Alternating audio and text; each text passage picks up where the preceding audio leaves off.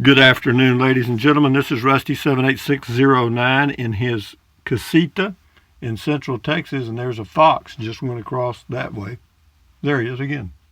That's something. Anyway, yeah, I have little foxes that come in here, but what I wanted to touch on, I've had several people ask me about how to find a home base. In particular, every time I show my home base, people get interested in doing something like what I've done, and that's great.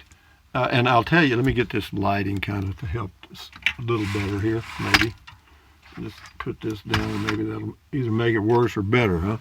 Anyway, there we go. How about that? Woo, yay. Anyway, for those of you that are really interested in finding you a home base, there's all kind of ways to do it. Believe me, now with the internet and access to oodles and oodles of information, you can find a place to put an RV that's unrestricted for an RV pretty easily. You'll have to do two things. Number one is find some property, and number two, then call a realtor or somebody in that area that knows about real estate and ask them about that particular spot, or even call the county clerk's office or the tax assessor's office, whoever it is, to get information, about whether you can park an RV there or not. In most cases, if you'll find an unincorporated community, and there are thousands of them across the United States, okay? There's a lot of them in Nevada, New Mexico, Texas. And what you do, you can go to a website. It's called citydata.com and put in the name of the place that or the city you're looking for, or just go to the state. And it'll sometimes, I think there's a way to show, once you go to the state, it'll ask, you can actually click on a deal that says smaller cities for that particular state, and that's where you want to look. You want to look for the smaller cities, and you also want to look for the cities that have the lower incomes. In other words, you want those cities that are on the low income side of that state.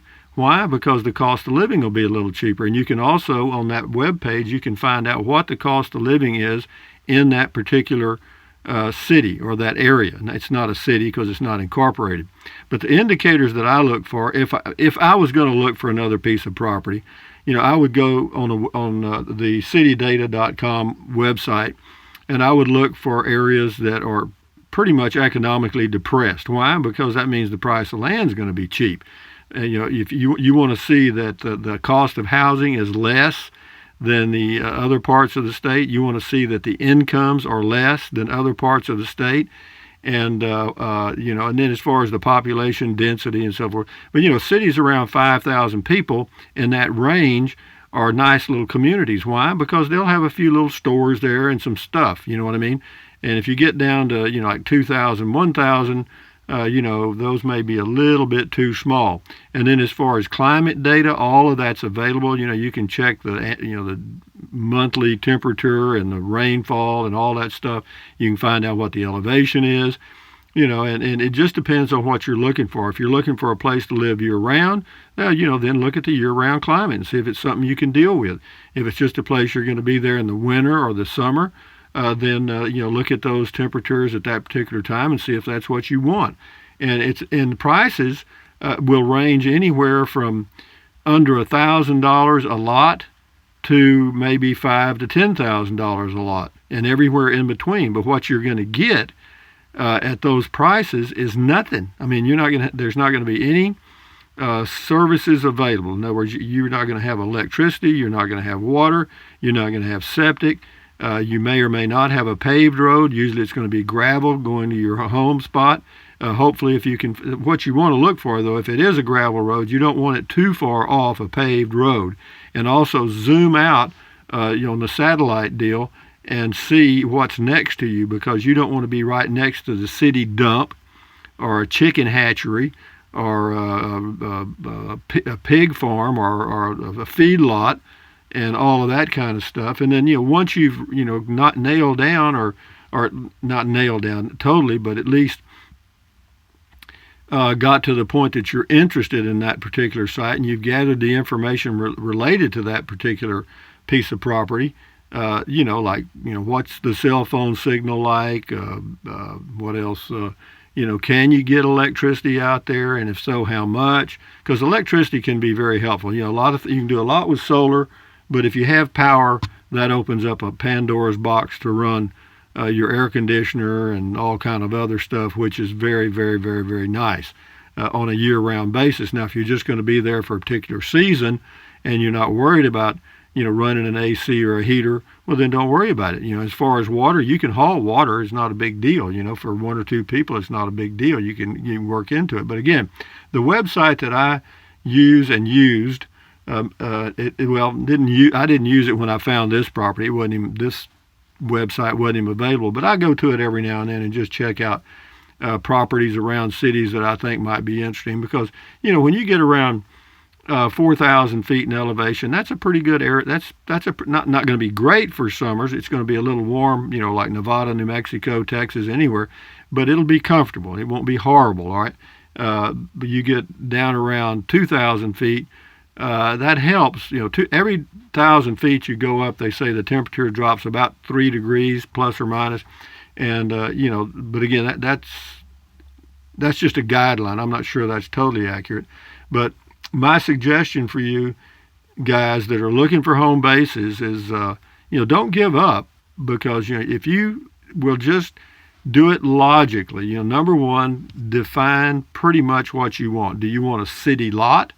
Do you want a lot out in just the boondocks where you can park your RV and live, or whatever you want to do? Once you've defined pretty much what you want, then you go to this citydata.com, and it's not only going to give you information about the cities. It does. It gives you information about the community. Now, it may be incorporated or it may not, and you need to find that out. And you can do that by, once you see the name of the city or the community, then go just do a Google search and find out if that, just say, go to Sierra Springs or whatever it is, and see what the city page says. And it will tell you immediately if it's incorporated or not. And if it doesn't, go to the city website and see what it is. And but once you found that out, then start doing your bottom line. You can look. It'll tell you the how many males and females, the median resident age. Here's one here. This is something I like. It says estimated median household income for this particular community was $37,000. For the whole state was $55,000. So that tells me this is a depressed community. What's good for that? What's good about that? Land's going to be cheap, man. These people are. It's not a growing area. It's not a hot area, and that's what you're looking for. Unless you're an investor, then you're looking for the opposite. Okay, but the estimated median house income in this particular area was $105,000. Oh no, the median house price was $105,000, and for the whole state was $240. So it's a low income area. Then it tells you how many white folks live there, 2 or more races: Hispanic, Asian, Black, etc., Indian, and so forth. And it talks about, in this particular case, it says the 2016 cost of living index in this particular city was 89.4.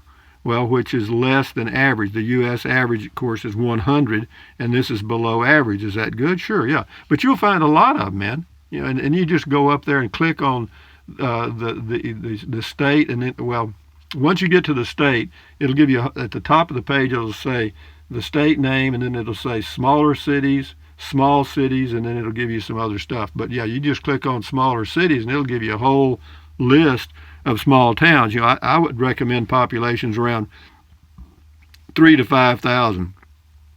It's probably where you're going to find your least resistance and lowest prices. So having said that, I'm just giving you a heads up. I had an email about it. I've had several comments about it. I know I've talked about, going, driving around and picking an area. But before you go driving around, if you want to now, since all the information's available, go to Zillow or some of these other websites and check out different areas. And then, but before you do anything, the first step, in my opinion, is go to that citydata.com. Put in the state, go to that citydata.com, and find the little city that you might be interested in.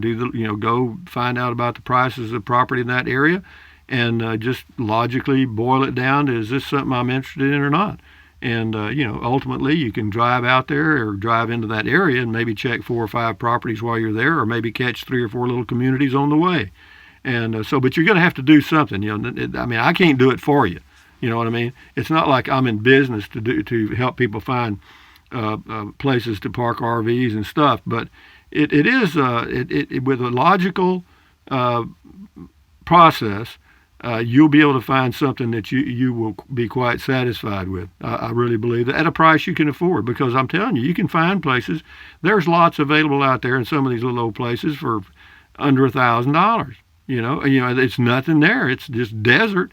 But if that's something you can deal with, hell, $1,000 risk ain't going to hurt you. You can always go, once you get out there, you can find out more details. But and the climate, it depends on what you want, when you want to be there. If you're going to be there year round, then you got to kind of look at the year round climate. Also check and be sure that your property's not in a floodplain. You don't want to be sitting there one morning with the water running under your RV. You know what I mean? The river's up. So anyway, having said that, guys, from Central Texas, just giving you a heads up on home base, possibly locating a home base. So, a little more material that might help some of you. But yeah, there's a lot of states that you can probably find something in. You'll probably be surprised, probably in your very own state. But anyway, thumbs up, guys. Carpe diem, adios, bye-bye. Buy anything you want. But if you think about it, use the link to Amazon products in the description of all of my videos. Why? Because I get a small commission and it does not cost you a penny. Some of you are and some of you haven't. I appreciate that very much. This is Trenton Clump. That's a jalapeno sticker that says Native Texan. That's olive oil from the Popeye cartoons. Those are organic bananas. That's olive oil's bra, and that is an Ever-Dry dehumidifier that you will need in a small RV, I promise you. But anyway, what else? Drink plenty of water. 3 or 4 quarts a day won't hurt you. It's good for you. It will help you avoid gout, kidney stones, and help you lose weight because you'll be full of water. Take deep breaths.